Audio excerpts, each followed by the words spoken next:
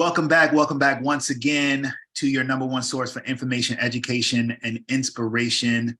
You Should Get a License, the podcast. This is Rod Powell coming to you live and direct with, a fair sister, I mean, not only a fair sister, but also a beauty queen as well. And I'm not like exaggerating, like a legit beauty queen, former Miss Liberia USA, but just an intelligent and powerful professional, in our industry, in our space, started, almost about 10 years ago now, really, started on a track, working with organizations, building up, holding different positions from customer service to account managing, doing some cold calling, really kind of grinding and scraping, and then branching out to starting her own firm, and actually joining us today, celebrating the 3-year anniversary of her firm. Please, yes, give it up for Miss Patience Magwe Noah of Patience Noah Insurance, all the way from Massachusetts. Patience, thank you for being here today. Thank you so much for having me, Rod. I really appreciate you, and thank you for choosing me to be on this podcast.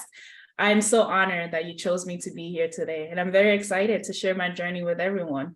Hey, look, whenever we are looking at, people who we want to feature on this platform and speak to, we look for people that, one, have really kind of been through the ropes in this business, right? Mm-hmm. And, you got your 10-year veteran, at this point.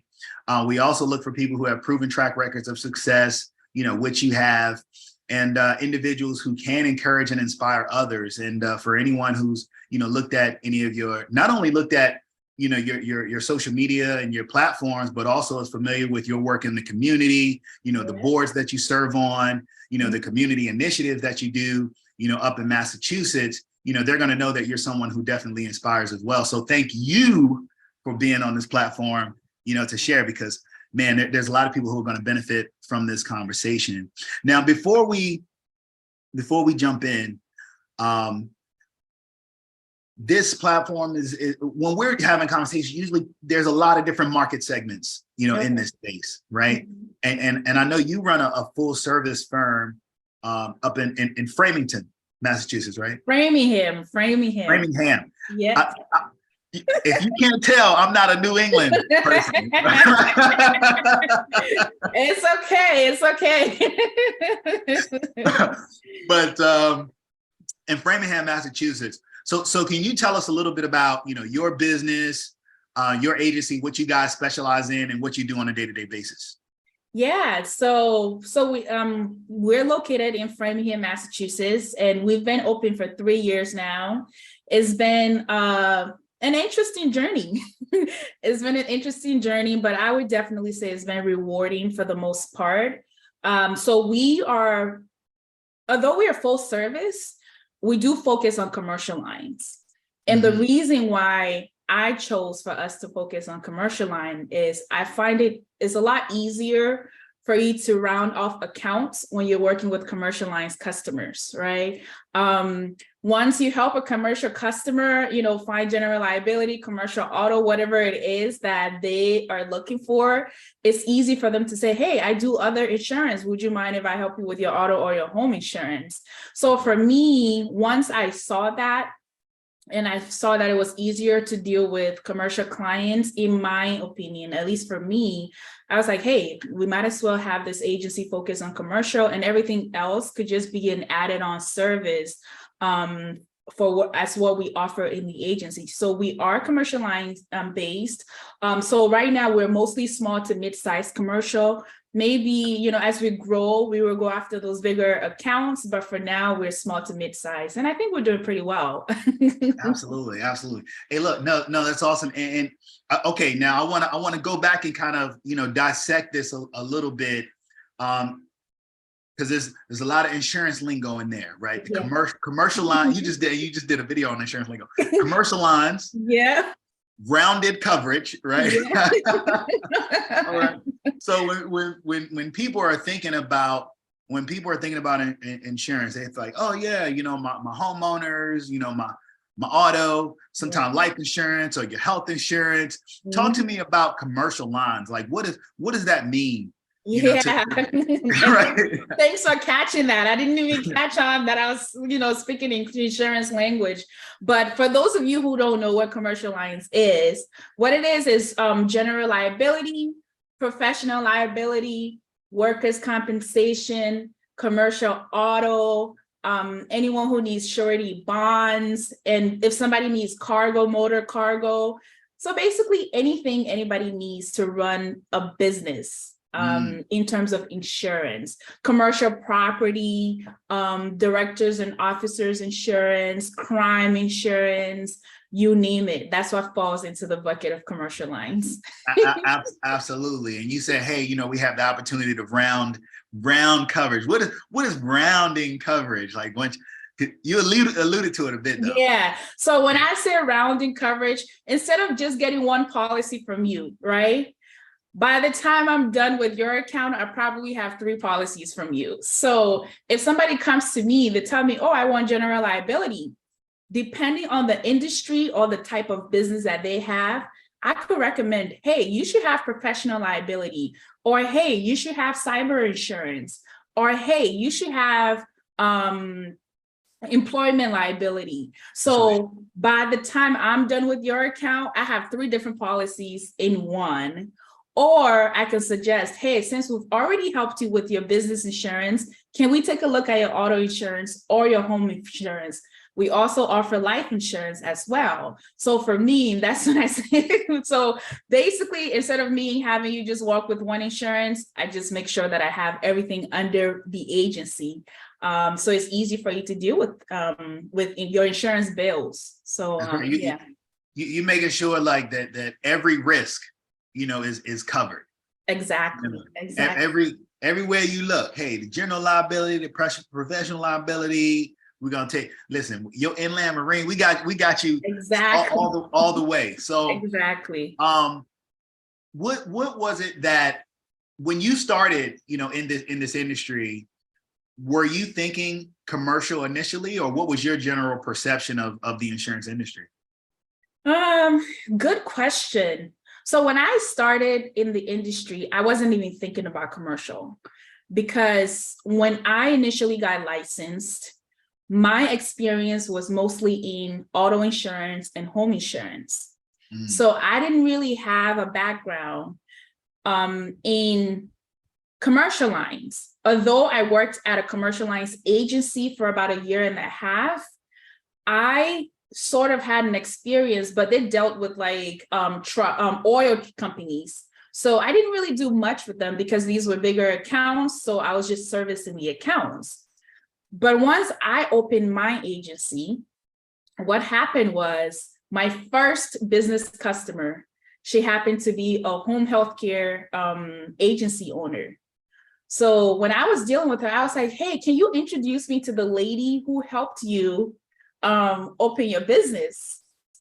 And she introduced me to her, and she ended up introducing me to someone else. So how it happened. So I basically ended up establishing a relationship with these folks that help people open businesses. So they were sending them to me once they created their EIN number, their federal identification number. They would say, go to Patience, she knows what to do. And the clients, so I would pick it up from there, and I would just handle the insurance for them. So that's how I became a commercial lines agency. So again, as I was talking to them, it was just easier for me to, get the other ones on board. So I was like, hey, this is working for me. I might as well stick with it. So. Yeah, it just kept, you sound like, it just kept kind of stair-stepping. It's like, you thought you were going to do some home and auto. And it was like, exactly. Right. Exactly. Yeah. No, I mean, that's awesome though, because what I find is that, many agencies, particularly independent agencies, they kind of start on that personal line and kind of expand into commercial lines. So, for you to be able to jump directly into the commercial lines realm is very impressive, Yeah. And, businesses, they say, it's like those business premiums, they're going to be different. Yeah. They're going to be a little different. Exactly. And there's a little more wiggle room in there with them. Right. So they say they're going to hit different. They're going to hit different. So Yeah. I want to go back though. I want to take a minute and I want you to take me back, to your childhood. Not 9, 10-year-old, Patience Noah. What were you dreaming of being when you grew up? What were you thinking where'd you think you were going to go when you became an adult? Oh God. So I actually grew up in the village, like village in Liberia. So at 9, 10 years old, I was in the village. And I remember the first thing that I remember, and I still remember till today, there was a white UN truck, like the United Nations. So for those of you who don't know anything about Liberia, Liberia went through a civil war in the 90s and early 2000s. So we grew up, basically trying to find shelter, hiding Wow. for many, many years. So I remember the UN trucks coming in to give us food in the village. And I remember a white guy jumping out of the truck. So my image for him, that was the first time I had ever seen a white person. I mean, we're in the village. We don't even know like who white people are. So I was mesmerized. And I remember telling myself that, oh my gosh, like, where is he from? And then they said, oh, the Americans, right? So from that early stage, I wanted to come to America. I didn't even know where America was. I didn't even know what it was. So I wanted to come to America and I wanted to work for the UN. Okay. I wanted to work for the UN because they came and they helped us. And I wanted to help because they came and helped us when we really needed food. We were really struggling for food. So growing up, I always wanted to work for the UN. But of course, life has its own way of directing us. And I don't think it's too late. Right. I don't know. I mean, some of the things that you're doing, it seems like you pretty close. Right. It's never too late. But I've always wanted to work for the UN. But unfortunately, my college path didn't lead me there. So I was just like, hey, I'm just going to continue. I don't know where life is going to lead me, but I'll just keep going and see where it leads me. But I always wanted to work for the UN. And when you speaking of college, so you got a degree in marketing. Yes. You got the degree in marketing. How did you end up going to insurance? Insurance, right? Where did those intersect? Well, first of all, I hadn't intended on getting a marketing degree. Okay. So going to college, first of all, my mom wanted me to study nursing. So for many immigrants out there, they want their children to study nursing because that's the quickest way, that's how you make money. And they feel like there's always a need for nurses, right? And honestly, in my family, everyone is in the medical field, except for me. So I remember my mom was like, wow, in America, you have to study nursing because that's how you're going to be successful. You're not American. So there's really like nothing else. So I was like, no, like nursing is not the only way to be successful in America. I was very rebellious, by the way. So I was like, no, I don't want to go do nursing. I hated the smell of medicine. And I remember like after high school, like the summer after high school, I did like a job at a nursing home. And I was literally there for like a few hours and I quit. I just hated the smell of anything that had to do with nursing, because I think now that I think about it, it's because I felt like nursing took my mom away from me because she worked as a CNA and she was always working. So I felt like, why would I want to do something that's taking my mother away from me? I don't want to be away from my children. So I went to college. Initially, I went to college. I was like, okay, I'm going to do advertising. And then I remember taking one of the classes. I didn't do well. So I went into economics. I didn't do well. And then I ended up going to so I jumped around. And then my advisor at the time, he was like, hey, listen, you have to hurry up and graduate. Right. So let me see where these credits fall. Like, okay, yeah, you have to hurry up and graduate. And then I was like, okay, well, what do I need to do? And then he was like, well, most of the courses you've taken, they will go well with marketing and you're very good with presentations and blah, blah, blah, and all this stuff.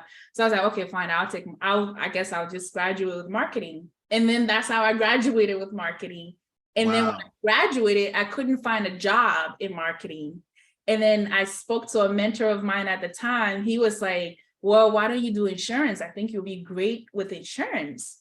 And then again, I didn't know what insurance was because at the time I just had no knowledge of what it was. So I got my first job in insurance sales at the time. And honestly, we would make about 100 calls a day, like literally. Wow.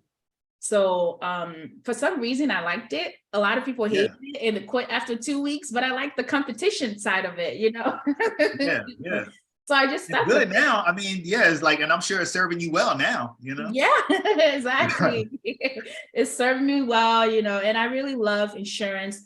And it's really hard for people to believe when I say that. I love what I do, right? There's just so many things about what I do, about what I do that I find rewarding. And a lot of people don't see that, but I really love what I do. Yeah, I mean, you're still helping people. So I mean, you're still following through on that vision that you had as a child. So okay, so you started out, you're working for this company, you're making 100 calls a day, and which you enjoy, by the way. And what so what was the next step for you there? So the next step for me, I did some research and then I discovered like the different aspects, like the different areas of insurance. There was always something at the back of my mind that wanted to have my own business at some point down the line, right? So I always had that. So I went to a vocational high school and I studied cosmetology. So I wanted to be a hairdresser, but then that didn't work out too well after I did someone's feet and I really didn't like it. I really didn't like the person's feet. And I was like, am I going to be doing one bad bunion? One bad bunion. That's all it took. Am I going to be doing feet for the rest of my life? So I was like, okay, fine. I'm just going to go to college. But I just always knew at the back of my mind, I was going to open the business. I just didn't know what type of business it was going to be. So while I was in insurance, I was studying and I knew that, you know, you can have your own insurance agency, but of course you need to have some level of experience. So once I realized that, I decided to sort of move around in the industry. At the time, I didn't know I was being strategic, but now in retrospect, I was being strategic. So I went about getting a job in customer service. I went about getting a job in commercial lines, like I said, and then I went about getting a job at a brokerage, a really large brokerage in Connecticut. And then by the time I went to that brokerage towards the end of my years there, I was like, okay, I think I'm ready to open an insurance agency, but I need to know like what goes on behind, like what happens on the carrier side, right? That's how I ended up getting a job as a marketing rep. So being a marketing rep, right? It comes full circle. It comes exactly. Full circle. Okay. So as a marketing rep, now I was in the office with agency owners and I'm having conversations with them. How did you start your agency? If I want to be a profitable agency, like what do I do? Like, how do I go about this? How do I do this? So now folks started to tell me, you know, give me information on the things that I need to do to be an agency owner. And a year into being a marketing rep, things didn't work out at that company. I was like, okay, fine. It didn't work out, great. I think I have what I need anyways. Yeah, and sometimes that's all it takes. That's all you need. Just exactly a little bit of time to get in there, get what you need, and come right on out. Exactly. So by the end of my time there, I think I had what I needed. And you know, I just decided to just go for it and open the agency. And here we are. Yeah. So were you nervous about it? Like, were you scared? Like, what were you feeling, you know? I was nervous, I was scared, I was anxious, everything, right? Because one, I mean, naturally, I have a fear of the unknown anyways, as an individual. And now I was going to an industry. And what was different at the time when I used to be a marketing rep, there was one thing that was very consistent in New England. Every time I went to an agency owner's office, one, they were much older than me, right? There was this huge age gap by like 10, 20, 30 years age gap. And two, I didn't come across that many female agency owners. And then 3, there was no agency owners that looked like me. I didn't really see that many Black agency owners. There were probably like 2 or 3 that I saw in Massachusetts at the time. So I was like, so I always said to myself, okay, I will start an agency when I'm in my 40s or 50s, or maybe when I get married and I have kids and blah, blah, blah, right? Honestly, that would have been a bad idea if I followed that original plan. Right. It would have been a horrible idea. So, so once I became a marketing rep and I saw the trend, something like before I hit 30, like something in me was like, hey, Patience, why don't you start now? And by the time you're 40, by the time you get married, by the time you have kids, you will already have people working for you. The agency will be established and you can focus on your family. Boom. That just kept on being persistent in my mind. So once I was let go, I was like, okay, fine. I think this is a sign for me to actually go into opening my own agency. And I just went for it. But I was scared. I mean, honestly, I was scared. And I think I stopped being scared maybe like 3 weeks ago. Right. So 3 years later, right? Yeah, but I was always scared because you don't know what to expect. There's just so many nuances that comes along with being an agency owner that I mean, you don't know where your leads are going to come from. You don't know where your paycheck is going to come from. So all of that, that's the responsibility that you have to bear. So all of that scared me, but I decided to still go for it. And here we are. Let me ask you something about that, because that brings up a really good point. And I think one of the things that creates a barrier for some people, and really it's in their minds, but it is that fear, right? It's like, man, I don't know where my stability is coming from. And, I had a thought earlier today, and I posted something about it where I was just saying that, the only difference between the people who we see and we admire and, ourselves is really, or I mean, maybe not you and I, because we're going to go and we're going to go do it. We're going to jump off the ledge. We're going to jump off the ledge, right?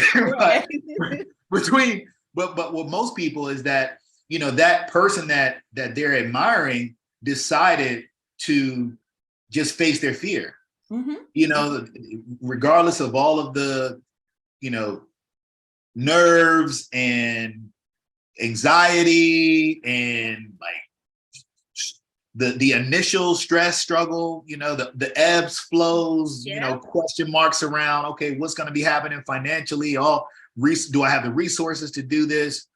All of those things. That's really the difference. How did you, in starting your business, how did you approach that? How did you conquer that fear to just keep moving forward?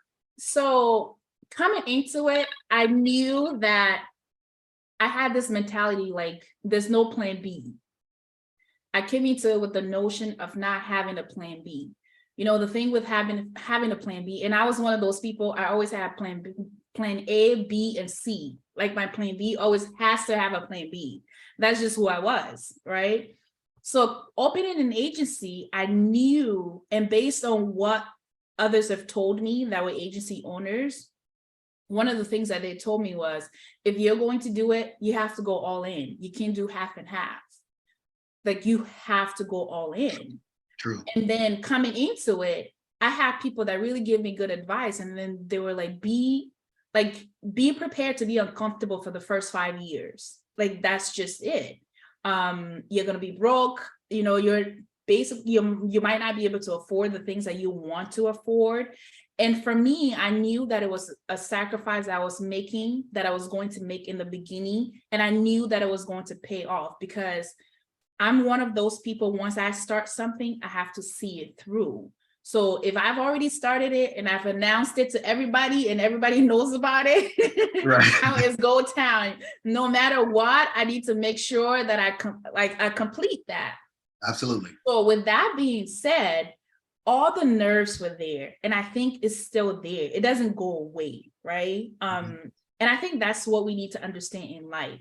The reason why it's there is because you don't know what the next step is, right? But as you figure your way out through being an agency owner, those nerves sort of like dissipate as you figure out your way through, throughout the journey.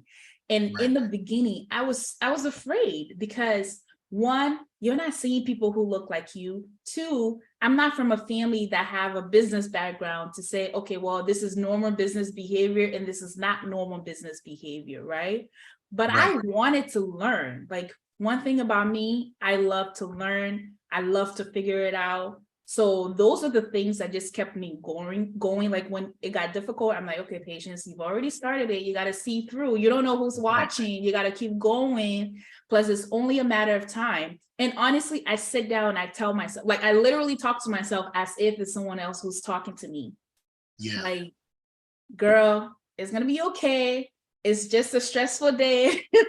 Right. It's gonna be fine. You'll figure it out. There's a way. And every time I think about, okay, well, how do I get through this? I'm like, okay, well, someone has done it. There's been people who've had insurance agencies for 30, 40 years. So that means there's an answer out there. Go ask someone, right? Go pick someone's brain. Go ask someone. Utilize your resources. And that's what has helped me. Absolutely. No, that's wonderful advice. That is wonderful advice. It made me think of two things that I've heard. One related to the industry, one since I've been in the industry, but not necessarily related to it. The first was, this is an industry where you'll be underpaid for the first 5 years and overpaid for the rest of your life. Yeah. That was something that I heard early on, that, hey, you're going to be underpaid for the first 5 years and overpaid for the rest of your life. And the second was Brian Tracy. It was a Brian Tracy quote. Talk to yourself, don't listen to yourself. Mm-hmm. And that's what you're doing. Yeah. That's what you're doing. You're understanding what the sacrifice is going to be up front. And then you're reinforcing, that message to yourself, which is so important and so crucial. And I'm glad that you mentioned the time frame, because there are people that get into this industry and 2 weeks later, they're not rich. They're about to be. They think they're about to be rich. Oh, I have people who's like, oh my gosh, you're an insurance agency owner. You must be making money. I'm like, okay. Yeah, right. So it's coming, right? Right. I'm like, it's coming, but it's not here yet. But I'm working towards it. But exactly. But it really is, something that takes a large degree of just courage to do, and tenacity, and just a certain kind of temperament, Yeah. So before now, okay, somewhere in this window of you graduating, joining the industry, you were in the pageant world as well. Yes. So tell me about that, because I'm trying to see how that led into back to insurance again. Oh God. So pageant, honestly, now that I think about it, everything I do is just an accident. It's an accident that worked well for me. So how I got into pageants, I used to run track in college. I was a triple jumper in college. Oh, wow. And I had injured myself. I think I want to say my sophomore or junior year, I injured myself. And my coach, my doctor at the time, he basically gave me an ultimatum because my ankles were really weak. And he was like, hey, patience. Oh, by the way, as a triple jumper, I'm number 3 top 10 triple jumper of all time at my university. So I just okay. All right. But yeah, so I got injured. A little flex in there. Let's throw a little flex in there. Okay.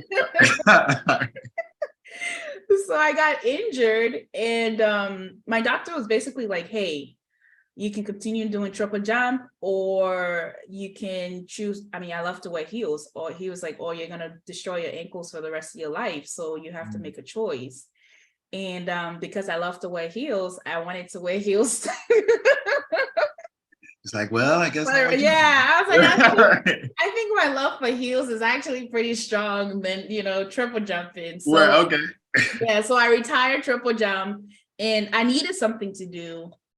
And I remember a friend of mine had seen me at a fashion show that we did at another university. And then she was like, hey, you're really good. We're doing this pageant in the Liberian community. I think you'll be good for it. You seem very confident. I'm like, ugh, pageant, I don't know if I want to do pageant. She was like, no, just give it a try. If you don't win, you don't win. But of course I'm competitive. So, Right. I did the first pageant. No, actually it started up at UMass Dartmouth. So my first pageant was at UMass Dartmouth. It was our first ever pageant at UMass Dartmouth. And And you went to a pretty competitive university as well. Yeah. So, so UMass Dartmouth. So yeah, so I ended up winning that pageant, and then I went on to do pageants in my community, the Liberian community, and that just went on from one pageant to another to another. And then I ended up competing for Miss Liberia USA, and I won that pageant. So I did pageants basically to be confident in myself. And I think at the time, you're graduating college, you're not too confident in yourself. So I was like, hey, these girls seem pretty confident in themselves. You know, they have great public speaking skills. They look very poised. They look very elegant out there. And I wanted to be like that. Yeah. So I ended up competing and I won. And so So it hasn't always been this patience right here. There was another patience. Okay. There's another more glamorous patience. No,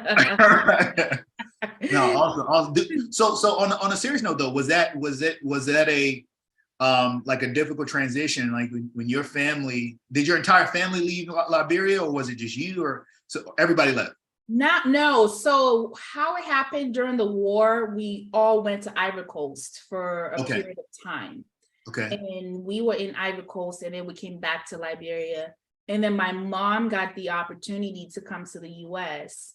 And when she came to the US, there's two of us from the same mom, same dad. So my mom has two kids, my brother and I, and then my dad, altogether, there's 12 of us. Wow. Yeah. So my mom brought my brother and I to the US, and we've been here since. We came in 2003. Yeah, we got here in 2003. Okay. So when you first, were here and you were going through school, I mean, obviously you're confident now. I mean, you've had a great, career journey, throughout what you were doing on the corporate side, even into your own business and pageants and sports and, all those things. Were you not confident growing up? No, I wasn't confident because one, I was a tomboy doing sports. I did basketball, so I was always in sweatpants. I wasn't considered the pretty girl amongst, and at the time, boys like the curvy girls, at the time. And I wasn't like, I was just tall, lanky, long arms, long legs. Like, I was just tall and straight. Like that was just a description of me. And and at the time I had the accent from Liberia, which I still have, but there were certain words I just didn't know how to pronounce. And the kids at my school made fun of me because, everyone is like, oh, well, what are you speaking English? And it is English, Right. It's just a different type of English. Like you just don't understand it. So a lot of the kids made fun of me. And so I wasn't confident in myself at the time. So I remember like being in high school, like I was so insecure that I remember I told my pastor, she was like, Patience, I know you're growing up and you're insecure, but I want you to look at yourself every day in the mirror and tell yourself you're beautiful. Like every single day, eventually you'll believe it. So I used to practice that, but there was still that sense of validation. Like I wanted to seek validation outside of me. So that still played a part in my life into college. So that's why I did pageants. Yeah. Got you. Well, look at you now, what I'm saying? You tell them like, look at me now. Right. No, I love it. No, I just, speak to that because, even if someone, isn't feeling like, they are of the value that they truly are of, what I mean? They can cultivate that by pushing themselves, doing things that they wouldn't normally do, just kind of getting uncomfortable, because, you obviously stretch yourself, to say, hey, all right, well, I'm gonna do this pageant, not thinking about it, I'm gonna do this long jump, and now I'm going to go into this industry and I'm going to take these roles and take these steps. So let me ask you at this point, your agency is 3 years old. So you're kind of right in that place where, there's no turning back. Like you're a lifer at this point, right? Like you're there.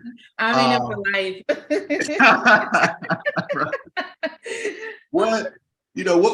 What keeps you motivated? Like, how do you stay motivated on a day-to-day basis at this point?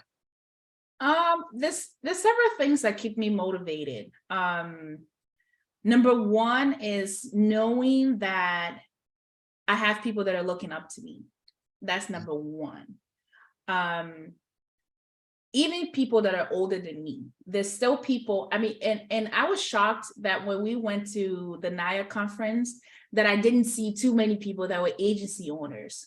Maybe, they were, I guess, running their agency, so that they didn't get to make it to the conference. But I was hoping to see a lot more agency owners, and not just that, a lot more young agency owners. So one of the consensus that I got from the conference, when I told people that I own my own agencies, they were like, "Oh my gosh, I wish I was brave like you," right? So I do know that there are people who wish they could take the step that I've taken. So that's what keeps me going. That's number one. And number two, what keeps me going is I'm at the point where I know that I can do it. So there's really no turning back. And because I'm in a place now where my agency is at a place that I can pivot any way that I want it to go.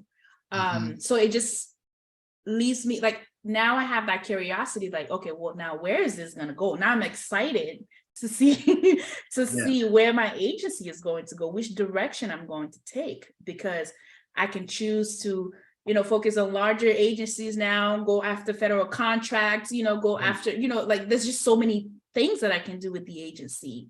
So, so that keeps me going. And two, and I know a lot of people say this, but for me, it's creating that generational wealth, right? I want someday, and sometimes, like, when I say this, people are like, "Oh yeah, you have that, that millennial women mindset." Like, no, it's not that. At the end of the day, as a woman, I have something that in the future, when I do meet someone who values me and value the mind and the brain that I have, when they see an agency owner, they could be like, "Oh, okay, well, she has an asset that we can utilize." I have a business that's recession proof, for the most part, right? So a smart partner will look at it and come on board and be like, "Okay, well, how can we make sure that we protect this business so that our children and our children's children, so that 100, 200 years, 300 years from now, this agency or this business is bigger than what it is now," right? Hey, Brown and Brown. Exactly. Great example. How can we be the next Willis of the world? How can we even acquire an insurance company in the future, right? So I mean, that's the way that I look at it, because 10 years from now, like 5-10 years from now, I mean, think about all those that are retiring, right? I can choose to grow through acquisition, and just purchase multiple agencies as people are aging out.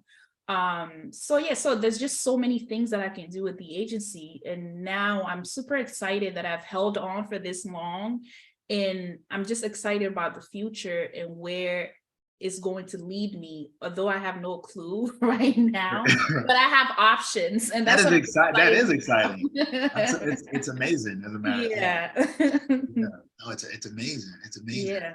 So how would you describe, I mean, I feel like I get kind of a sense, but in your words, like, how would you describe your life before being a licensed professional versus after being a licensed professional in this industry?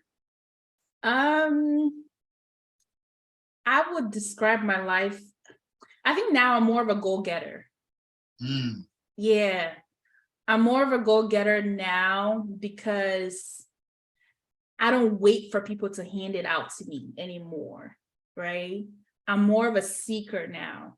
It's like, okay, well, how does this happen? I seek for the answer. I don't wait for the answer to fall in my lap. I don't wait for anyone to give me the answer. I go find people who will give me the answer.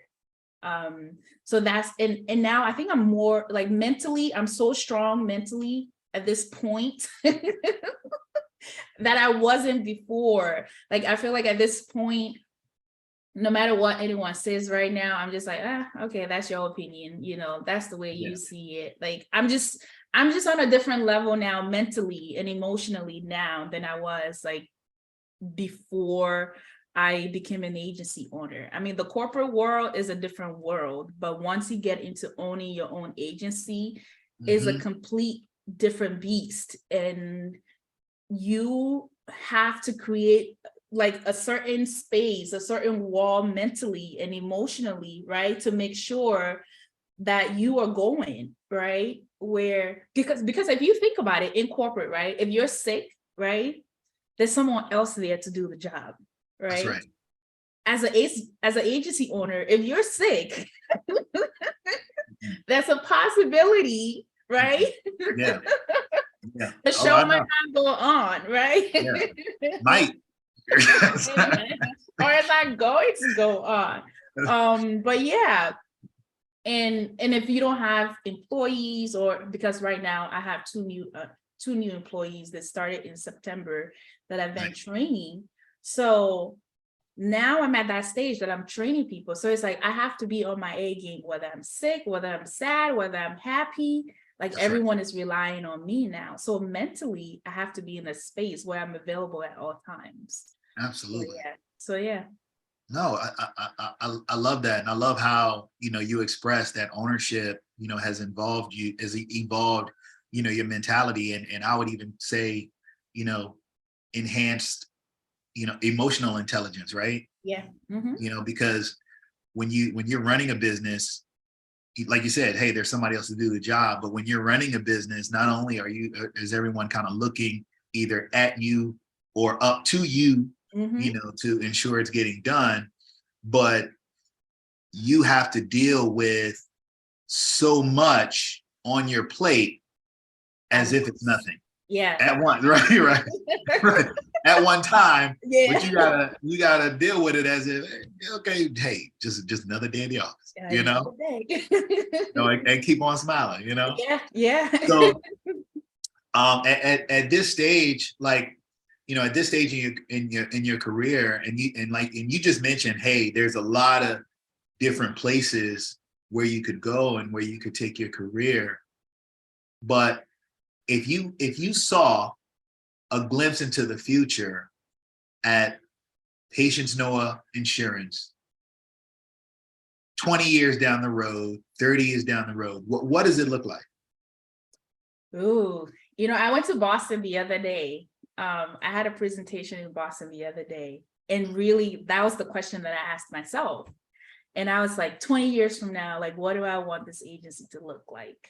And I think I would say I want us to have an office downtown Boston, right? Okay. I would want our headquarters to be downtown Boston. So that's why I would start. And I would want us to have a location in like the major cities in the US, like Chicago, Atlanta, LA, Dallas, Texas. So I would want to be in those major cities. You're just trying to write off some vacations. Come on. Perhaps maybe have an international branch somewhere. Hey, hey. You never know. Wings is nice, Yeah. No, but honestly, and I've been thinking, again, like, and also as I walk around, I'm like, okay, these hospitals, like, who insure these hospitals? Like, who insure the universities? Like, who insure these places, right? And those are the questions that I keep asking myself, and I know I'm going to go find out. Yeah, no doubt. Right. I think the answer in the next few years is going to be Patience Noah Insurance. Exactly. Right. Exactly. Yeah. Oh, we could be servicing them. You never know, right? That's right. No, it's that's amazing. And the vision that you have, for your company is definitely very well defined. Obviously, you have a lot of wiggle room with how you can do that. As we kind of round things out, I'd love for you to share, something that, you would give to someone who is new in the industry, or maybe even someone who's not quite in yet, but has maybe thought about it and considering, joining this industry? What kind of words would you have for them? Yeah, I mean, one thing that I would say to you, or words of encouragement that I would have for you, is just be focused. There's so many things that could steer your attention away. There's just so many things that can distract you in this industry. In order for you to succeed, you need to be focused. And you need to have your ears need to be shut to like negative voices. And those negative voices might not be coming from outside. That voice may be inside of you, right? So, and I tell people that sometimes, for me at least, my worst enemy is not out there. My worst enemy is what's inside of me. It's the voices inside of me that I have to fight off every single day. I don't care what people out there say about me. It's what I say about myself every single day. That's what's most important to me. And sometimes people forget that you are the one who's your own worst enemy. You're the one that can tell yourself, okay, I could do this, or I don't have what it takes to do this. But as long as you can look within yourself and you know that I can do this, yes, this industry is tough. I am not going to sugarcoat it. I'm not going to lie to anyone and say like it's easy. You're going to start making like profit like your first 3 years or 5 years. Like, no, you are going to be broke for a while. And that is the truth. But here's two things. Find people that you trust, that you can talk to during those tough times that will uplift you. And two, don't be afraid to take risks. Don't be afraid to pivot. If something is not working, don't hang on to it for too long. Pivot. Yeah, be flexible to pivot and pivot quick. That's how you're going to succeed. That's how you're going to survive in this industry. And also, don't be afraid to ask for what you want in this industry. Listen, if you don't ask for what you want, no one is going to give it to you. That's right. Insurance is all about you asking for what you want, but then also making sure that you're not rubbing anyone's feathers as you're asking for what you want, right? Because it's a small world and everybody knows everyone. Right? So ask for what you want and be honest. Don't take shortcuts. I think where a lot of people go wrong is they get too stressed out about the fact that they're not making money and they start doing wrong things. And I've heard a lot of wrong things that people have done to customers out there. Don't take any shortcuts. Do it the right way and it's going to pay off. Yes, you might not grow as the guy next door because you don't know what he's doing on his books. That's right. That's right. Yeah, right. You don't know. You don't know how much of his E&O he gonna have to be using. Exactly. You don't know what he's doing down the street. Right. And at the end of the day, do things the right way and focus on what you're doing. Yes, there's a lot of insurance agencies out there, but people do business with people they like. Make sure you find your niche. Make sure you find your community that will support you and focus on that and grow your business through that. But don't be afraid. It is hard work, but it's doable. People have done it for many, many years. Many years. Think about those companies that have been around for 100 years, 30 years, 40 years, 50 years, right? They can do it, and so can you. Don't be afraid to do it. I love it. I love it. I love it. Wise words from Patience Noah here. Hey, look, please share your contact information, agency information, how people can reach you on social media. Just anyone who wants to just touch and connect with you, how can they get in contact with Patience Noah? Yeah, so if you want to reach me on social media, I'm on LinkedIn, I'm on Instagram, I'm on TikTok, we're on Facebook as well. You can find us at Patience Noah Insurance. Once you type it in on all those platforms, we're going to pull up. And you can follow me. If you want to send me an email, you can send me an email at info@patienceNoah.com. Once you go on one of those platforms, you should be able to find my email. Absolutely. And then if you want to call me, you can find my phone number on those on those platforms as well. She said, don't just blow her up, call if it's a serious inquiry only. Right? Serious inquiries only. If you're one of the hospital administrators in Yes. Massachusetts, in that Boston area, then Oh, certainly. actually, I'm licensed in multiple states, actually. Oh, Yeah. anywhere in the Yes. continental United States, Yes. potentially Hawaii and Alaska as well. I don't know, but I'm sure Yes. she'll get the non-brands if needed. Yes, yes, and I sure will. Trust me, I'll be doing that too. Let me get this man. Let them all going Yeah. real fast here. What's the premium? Can I make my money off of that? Right. Absolutely. Hey, look, Patience, I have enjoyed you. You know, thank you for the nuggets and jewels you shared. Thank you for sharing your story and your journey as well. And look, you know, those lasting words, those lasting messages. Look at, you know, it's not necessarily an easy road. I used to hear that it wasn't hard, but you do have to work hard at it. Exactly. You know, yeah. So you gotta stay consistent. You gotta stay focused, and you gotta listen to the voice inside, right? You gotta listen to that voice that's inside and allow it to continue to move you forward. And maybe while listening to this interview, this conversation, maybe you heard a voice inside that said, you should get a license. Yeah. Until the next time, peace.